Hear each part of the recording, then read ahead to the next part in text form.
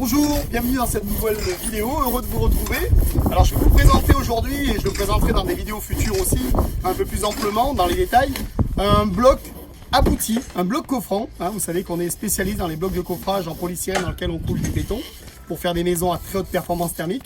On l'a bien sûr en plusieurs dimensions. Là vous êtes en train de voir celui qui a le moins d'isolant, c'est celui qui est réservé pour les parties enterrées ou les murs de refend, que l'on peut avoir soit en voile de 16, soit en voile de 20, avec une isolation intérieure de 6,4 et une isolation extérieure qui va varier de 6,4 jusqu'à 18,4 pour atteindre des R jusqu'à 7,2.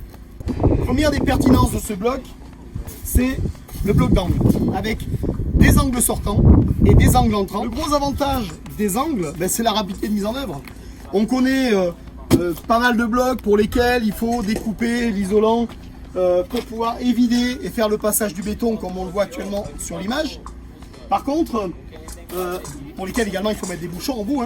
L'avantage de celui-ci, c'est que quand on met l'angle, il est prêt et on peut tout de suite amorcer la suite du mur.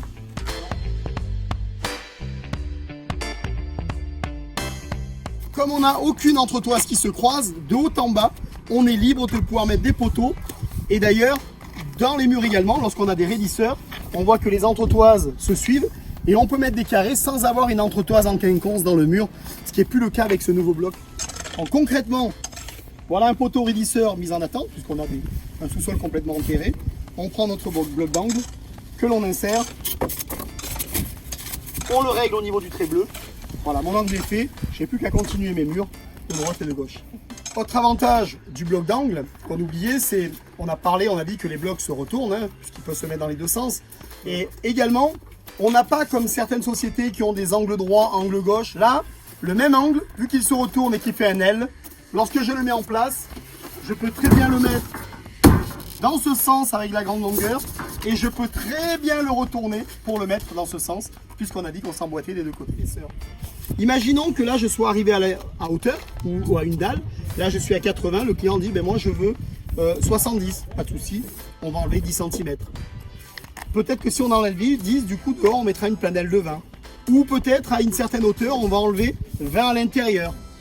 Ça me sert à l'extérieur de planelle. Je vais peut-être mettre une drillette de 5 ou de 10 par rapport à l'épaisseur ou la tranche de ma dalle pour toujours pouvoir travailler de 5 en 5 et sans jamais jeter les chutes, puisque on a dit tout à l'heure que le bloc se retourne. Ce qui veut dire que la partie que je vais découper ici à l'intérieur, je vais la conserver. Elle me servira peut-être sur ce chantier ou sur un autre. Concrètement, cette réglette se présente comment? Voilà la réglette. On peut la voir dans toutes les épaisseurs, soit pour l'isolation intérieure, soit toutes les épaisseurs d'isolation extérieure. Celle-là, elle fait 10. On l'a également en 5, en 20. Et lorsque je la mets à l'intérieur, je peux régler le niveau de ma dalle comme je le souhaite, ou régler le niveau de ma planelle extérieure comme je le souhaite, sans aucun problème, puisque cette réglette aussi, en plus, va dans les deux sens, comme on l'a dit. Parmi les nombreux avantages de ce nouveau bloc, c'est également la fixation des aciers. On connaît pas mal de blocs pour lesquels il faut attacher, soit mettre des clips. Là, on voit que les clips sont intégrés. Donc simplement, je peux soit clipper, comme on va le voir tout de suite, les barres par le dessus.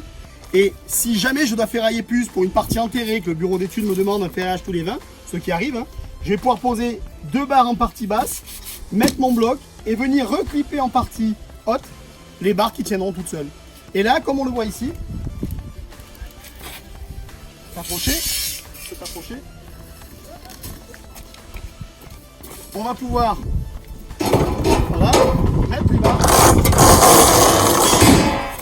et simplement on clip les barres tout le long des entretoises. Là on va en avoir deux puisqu'il y a la poussée de terre, du coup le bureau d'études nous demande de mettre deux barres, c'est pas un souci, on va pouvoir les clipper très rapidement. Alors maintenant on va voir pour faire une coupe avec l'appareil à fil chaud. On va voir que c'est très facile d'utilisation. Gros avantage, comme on l'avait dit dans une précédente vidéo, c'est que dans ces blocs-là, nous n'avons pas de cornière métallique tout le long du mur. Donc il n'y a pas à mettre de guide avec la scie sabre, la lame métal et couper un coup d'un côté, un coup de l'autre. On n'a rien qui nous dérange puisque les entretoises sont mises verticalement.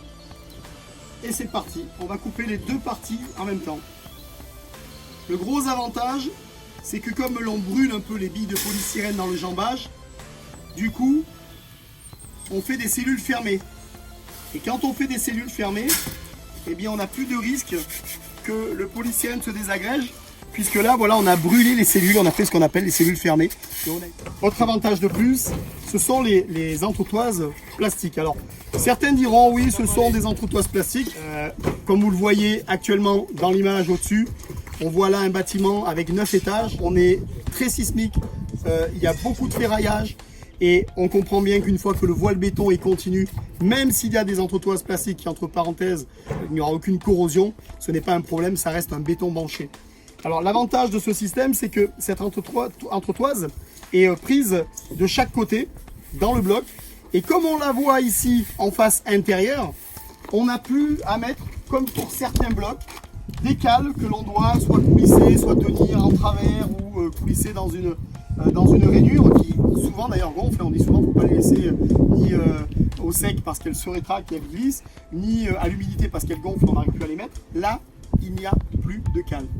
Alors on va voir simplement, on continue à utiliser un système d'été et on va visser directement dans la cale plastique, ce qui veut dire qu'on peut monter déjà, sauf bien sûr s'il y a de grands vents, mais on peut monter déjà une grosse partie du bâtiment à une certaine hauteur, comme ça on n'est pas gêné par les étés pour passer entre et mettre les blocs. Et à ce moment-là, une fois que le bâtiment est monté à hauteur d'homme, on va pouvoir mettre les étés à l'intérieur sans se poser la question où je tombe par rapport à la cale. On sait qu'on va forcément tomber puisqu'on la voit.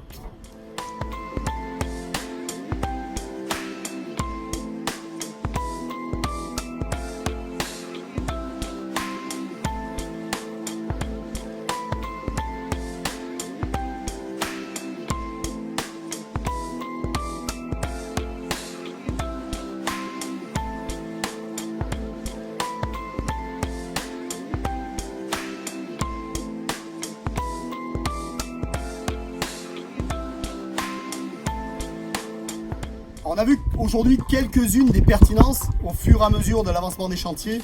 Vous verrez encore bien d'autres découvertes sur ce nouveau bloc que j'ai été heureux de vous présenter. On aura l'occasion tout au long des semaines et des mois de pouvoir visionner d'autres vidéos où on aura toutes les étapes du chantier en passant par la pose des fenêtres, des caissons, des dalles, toutes ces choses-là que l'on verra en images.